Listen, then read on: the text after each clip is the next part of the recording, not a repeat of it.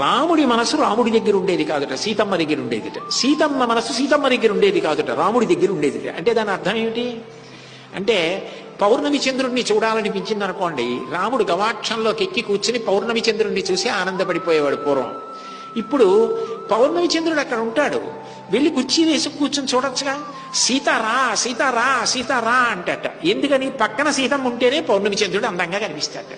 సీతమ్మ లేదనుకోండి, సీతమ్మ చూడని పౌర్ణమి చంద్రుడు, సీతమ్మతో కలిసి చూడని పౌర్ణమి చంద్రుడు, అబ్బాయి అంత బాగున్నాడండి మీలాగే అని సీతమ్మ అనకపోతే పౌర్ణమి చంద్రుడిని చూసినట్టు రాముడికి ఉండదట.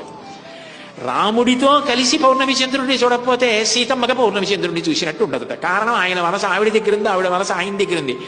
ఏ చిన్న సంతోషమైనా ఇద్దరూ కలిసి అంతగా పెనవేసుకుపోయిన మనసులుట. ప్రియాతు సీతారామస్య దారాహ పితృకృతా ఇతే గుణాద్రూపా గుణాఛాపి ప్రీతిర్భూ